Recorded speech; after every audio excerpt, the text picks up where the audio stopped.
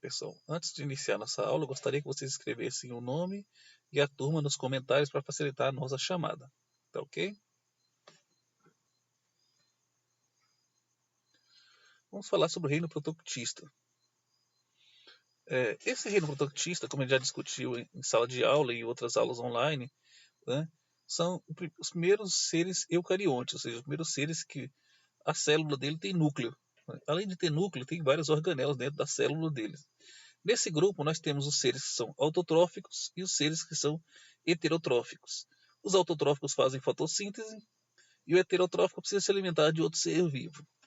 Nós temos os que são unicelulares e os que são pluricelulares. Há nesse grupo indivíduos que são parasitas, causadores de doença, e há indivíduos que fazem mutualismo, né, que é uma associação para facilitar o processo de alimentação deles. Nesse grupo dos prototistas, nós temos dois grupos de seres vivos, que são os protozoários e as algas. Protozoários do grego, os protos quer dizer primitivo, primeiro, e zoo quer dizer animal.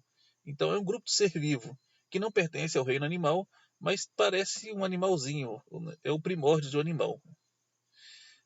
Apresenta 6 filos, ou seja, apresenta 6 grupos. Então vamos lá. Sarcodínia, ou risópoda, apresenta pseudópodes. O que é isso? Se vocês repararem bem, a membrana plasmática dele está toda dobradinha. Isso permite que esse animal, esse ser vivo, não animal, esse ser vivo consiga se locomover dobrando o seu citoplasma. Actinópodes ou actinópoda. Também apresenta pseudópodes filamentosos sustentado por um eixo central. Então, ele tem algumas estruturas que vêm do centro até a borda, formando esse eixo que a gente chama de eixo central. E esse actinópodes ele se divide em dois, heliozoário e radiolário. Né? São esses dois subgrupos. Foraminíferos ou foraminífera, foraminífera. Dotados de carapaça de carbonato de cálcio, quitina ou silicosos selecionados da areia. Então são estruturas que têm uma carapaça rígida, né, como está mostrando na fotografia. Esporozoário apicomplexo, sem estrutura de locomoção. Então, geralmente, causadores de doença têm essa estrutura que não precisa se locomover. Flagelados ou zoomastigófora. Né? Possui flagelo, como o Trypanosoma cruzi, que é causador da doença de Chagas. Então, ele tem como se fosse um rabinho que permite esse animal se locomover. Ciliados ou ciliófora, portadores de cílios. Esses cílios também ajudam no processo de locomoção. Reprodução dos protozoários. Nós temos dois tipos. Divisão binária, né, que um indivíduo, né, como está mostrando na imagem, essa imagem em verde aqui. O indivíduo dobra a quantidade de DNA, produz um segundo núcleo, e depois a célula vai se dividindo, dando origem a dois animais. Né? Divisão binária por quê? Porque dá origem a dois animais, a dois seres vivos. Né? Divisão múltipla. Mas a divisão múltipla acontece diferente. Né? Vai reproduzindo, aumentando a quantidade sucessiva de núcleos. Posteriormente, esse núcleo vai ser envolvido por uma membrana, formando vários seres vivos. Né? Múltipla quer dizer de muitos. Muitos seres vivos a partir de um único ser. Além da reprodução binária e reprodução múltipla, né? Pode ter uma atividade também que a gente chama de conjugação, que é quando esses seres vivos eles compartilham parte do seu DNA com outro indivíduo, como está mostrando nessa imagem aqui. Né? Nós temos aqui um micronúcleo azul e um vermelho, então eles fazem a troca um com o outro por meio de conjugação. Então isso ajuda esses indivíduos a se diferenciar um do outro. Os protozoários causam doenças. Aí nós vamos citar algumas doenças, como por exemplo, disenteria amebiana ou amebiase. Como é que se adquire essa doença? Água e alimentos contaminados. Disenteria, água e alimentos contaminados. Malária, picada de mosquito. Toxoplasmose, fezes e urina de gato. Doença de Chagas, picada de barbeiro, que é um tipo de inseto. Doença do sono, picada da mosca. Leishmaniose tegumentar ou úlcera de Barrow, também da picada de mosquito. Leishmaniose visceral, picada de mosquito.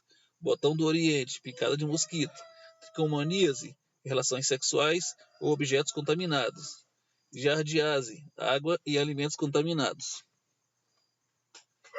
Algas, não corresponde a nenhuma categoria taxonômica, denomina diversos organismos eucariontes fotossintetizantes uni- ou pluricelulares.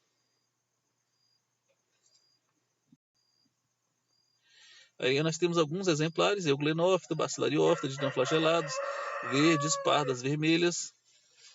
Aqui mostrando o exemplo de divisão binária que elas também fazem. Geralmente as unicelulares fazem esse processo. De um indivíduo origina dois.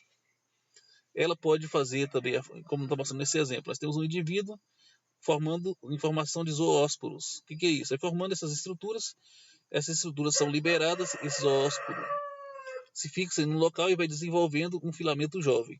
E em cada filamento desse pode dar origem ao novo zoósporo. Então, dessa forma, ele consegue se reproduzir, né, assexuadamente. Ciclo sexuado. Nós temos esse exemplo que dois indivíduos haploides, né, se fundem, ou seja, ocorre a união sexual desses dois, a fusão do citoplasma, a fusão do núcleo, dá origem a indivíduos com dois cromossomos de cada tipo. Dentro desse indivíduo, depois que ocorreu a fusão do núcleo, do citoplasma, tudo desse indivíduo, ocorre sucessivas meiose e vai surgir 4 novos indivíduos desses dois que se fundiram, né? E esses dois poderão se reproduzir novamente, retornando ao ciclo. E aqui nós temos o indivíduo esporófito diploide, né? Ou seja, tem 2 cromossomos de cada tipo. No caso aqui tem 26 cromossomos. Num local específico, né, tem as células onde ocorre a meiose e que ele libera os esporos haploides, ou seja, com a metade da quantidade de cromossomo, no caso 13. Né. Esses esporos vão encontrar um local, vão se fixar, vão dar origem a um gametófito haploide de 13 cromossomos. Desses gametófitos vão produzir os gametas. Esses gametas vão se fundir, dando origem ao esporófito 2N novamente. Então, dessa forma, esse indivíduo se reproduz. Aí nós temos essa atividade para vocês fazerem sobre essas duas temáticas. Na página 64, exercício 1, 2, 3, 4 e 5. Vocês vão copiar e fazer no caderno.